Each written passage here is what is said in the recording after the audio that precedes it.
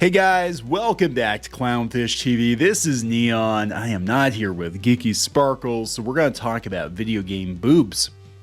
No, actually we're going to talk about female body types, Stellar Blade, the controversy around it, Microsoft publishing new inclusion guides for their game devs, recommending against creating female characters with exaggerated body proportions, according to Bounding in the Comics. We'll talk about that because I think it does dovetail nicely with the conversation around Stellar Blade, which is making people very, very angry.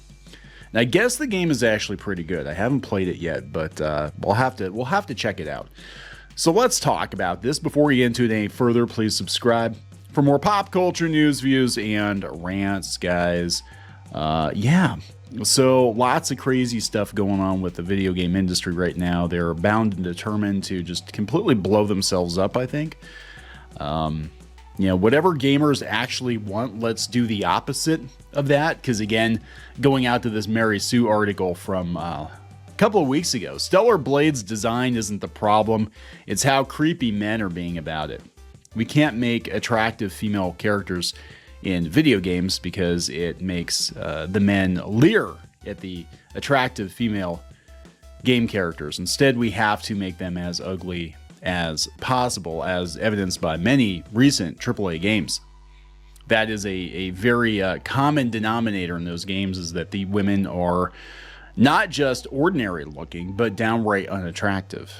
And it's definitely noticeable, especially when you see the same character change from game to game and she gets obviously uglier.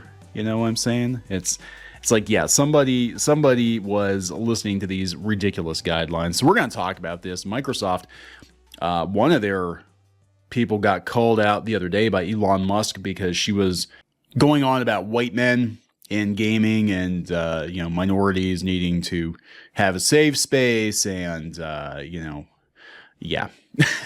So, and somebody pointed out in the comments, something like 65% of Xbox gamers are not white. It's like Asian people, I guess, 65%. Anyway, coming from Bounding in the Comics, gotta give a hat tip there. Microsoft publishes new inclusion guide for video game developers, recommends against creating female characters with exaggerated body proportions. Microsoft has released a new product inclusion guide for video game developers, which, in addition to a number of other such recommendations aimed at appeasing the terminally online, notably suggests that creators completely abstain from depicting any sexualized or unrealistic female characters within their work. Made public on March 20th as part of the company's appearance at the recent 2024 Game Developers Conference, the one where they screamed real loud because of all the bigotry and misogyny in the industry and the layoffs. And all of these things are actually related because you think that about your customers and they're not buying your products. And that's why you're getting laid off. I'm just saying. Microsoft's new Gaming for Every Product Inclusion Framework. This is a thing. Let's see here. Yep, there it is. Representation, accessibility, globalization, approachability. I feel welcome. Unless you're a white dude, then you're not welcome. Everybody but you.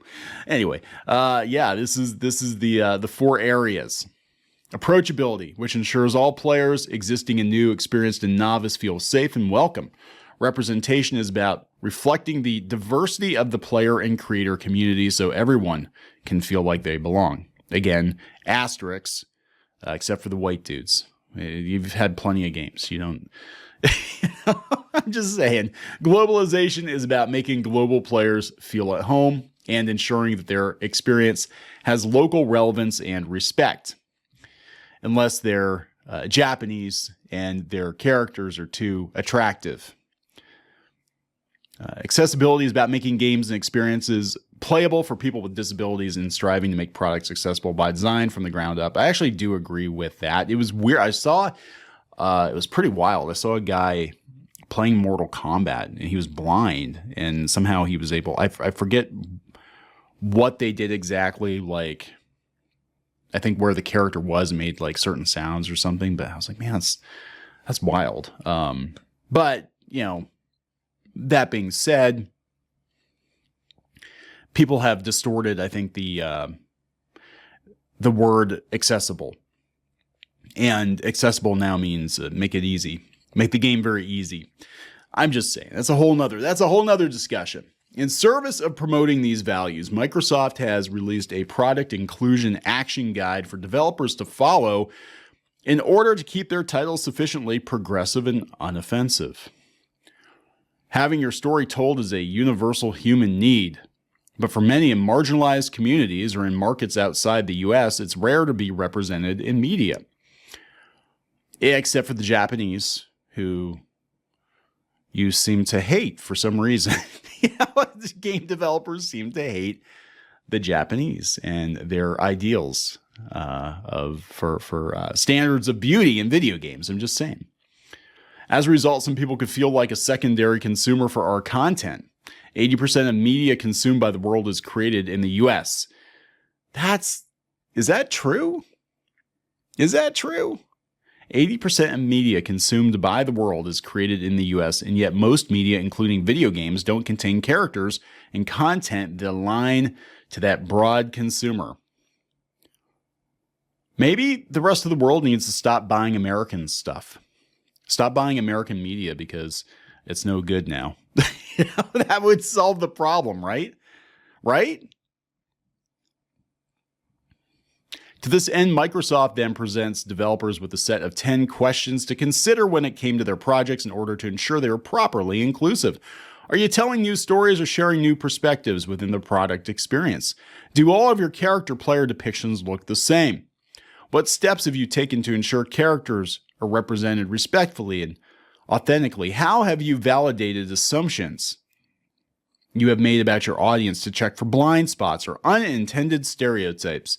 Would you feel proud to show a member of a community how their culture and character is depicted within your experience?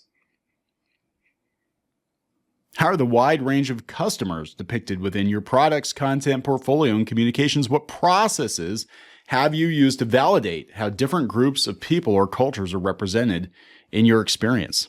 Now, I will tell you, to its credit, in Pal World, you can enslave any kind of person. It doesn't matter what their gender is. It doesn't matter what their skin color is. You can enslave them, put them in a ball, and then put them to work. I'm just saying, Pal World is very progressive. What percentage of screen time, on-screen presence, speaking lines, and heroes is held by different gender and racial identities? You know, the one question they're not asking is the game any fucking good? Is your game fun? Does it need to exist? Are people going to buy it? Did you notice that they're not asking that question? That would be the first thing as a studio head I would ask. Is the game any fucking good? Why should we publish it? Will we make money if we publish this game? This is why AAA is imploding. Do you have a process to review key decisions within the lens of helping customers feel seen? Are you reinforcing any negative gender stereotypes? Expanding on this last question, Microsoft presented 3 additional sub-questions for developers to consider, particularly in regards to their female character designs. Are you unnecessarily introducing gender and gender barriers into your code or design? What? Are you creating playable female characters that are equal in skill and ability to their male peers? Are your female characters equipped with a penis? No. With clothing and armor that fits their tasks? Translation, you can't do the bikini armor. That's what they're saying. That was the whole thing. Bikini armor, not going to happen. Do they have exaggerated body proportions? Translation, do they have big tits? Are they wearing an armored bikini? That's a no-no. They have got to be covered from head to toe. When the story allows, do you show male characters who display a full range of emotions, including joy, sadness, and vulnerability? Are your male characters basically female? Yeah, because, you know, they need to be. They need to be whiny bitches. Because everybody who plays a video game wants to play as a heroic male character who's a whiny crybaby bitch. See Halo, the live action series. Master Chief just has to have a moment and cry, have a good cry about his childhood. It should be noted that while Microsoft did cite 4 studies regarding representation in support of their arguments, all of them are extremely flawed. Yeah, they are. Is that a Super Soaker? What is this? Apex Legends. Oh God. Yeah, so let's talk about Stellar Blade, right? That's kind of where I wanted to go with this, because everybody is having what I would describe as a shit fit about Stellar Blade and tits and ass and female representation in video games. What's interesting is Grums, who we actually had the pleasure of having Grums on the D-Res podcast, former Blizzard developer. IGN called the character a sexualized doll and said that real women can't look like this. In fact, they said that the creator never saw a living woman. And the main character, the protagonist, is actually based on his wife. Ouch, IGN. Other games have chosen to highlight the strengths of their female characters, but where a Bayonetta stands out with an iconic character design, or a 2B from Nier Automata inspires an entire generation of cosplay, Eve from Stellar Blade is just bland. A doll sexualized by someone who has never seen a woman.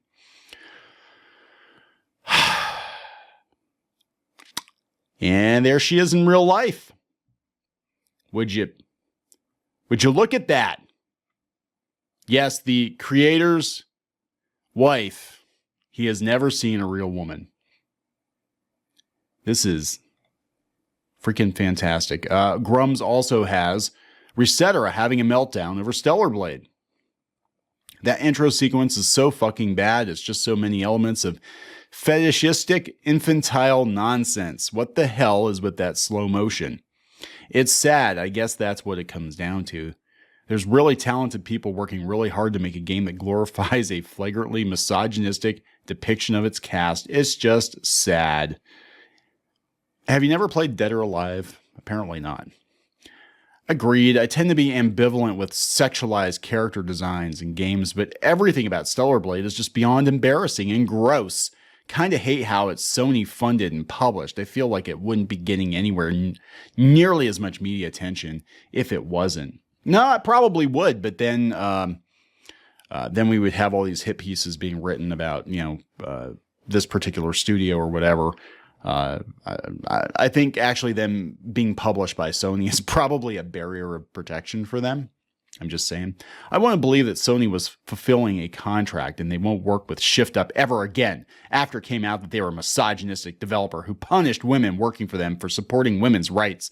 But unfortunately, we all know they probably don't give a fuck. Wow, just wow. This is so much more ridiculous and worse than I thought that this game would go for. Edit, I see people elsewhere being like, the sexualization isn't even that bad. There's no voyeuristic camera angles, and I'm convinced that I do not inhabit the same world as them. I don't think you do. Wow, this is crazy. Yeah, this is what's bothering people. This would have been normal like 10 years ago. I'm just saying. And you can actually put her in more clothes if you want to. But yeah, this is freaking people out. Grim Hollywood has, if IGN designed Stellar Blade, this would be if Microsoft had their way with her. This is what Eve would look like right here. This is funny though. This is funny. Yeah, it's going to sell very, very well. It's going to sell very, very well. And it's going to make people angry. And that's fine, because given the conversations that are happening right now, I think gamers need to speak with their wallets. If the game is good, I can't vouch for the actual quality of the game, but if the game is good and you enjoy it, buy it, play it, tell your friends, tell them to go buy it, play it. Send a message to these publishers that these are the kinds of games that you want. Now, if the game is dog shit, I don't know what to tell you, but I think it really is a case of like, if you don't like it, you don't like the fan service, you don't like the character design, why does it matter if they publish it or not? It's not a game where you like eat babies or something. It's like, seriously, it's a game with The girl has got pretty well endowed, and if you don't want to play it, don't play it. Don't buy it. That's all you got to do. Just like Hogwarts Legacy. Don't play it. Don't buy it. Doesn't mean it's not allowed to exist. It's just not for you, right? But it was for 23 million other people. I'm going to wrap it up. Please subscribe for more pop culture news, views, and rants. We'll talk later.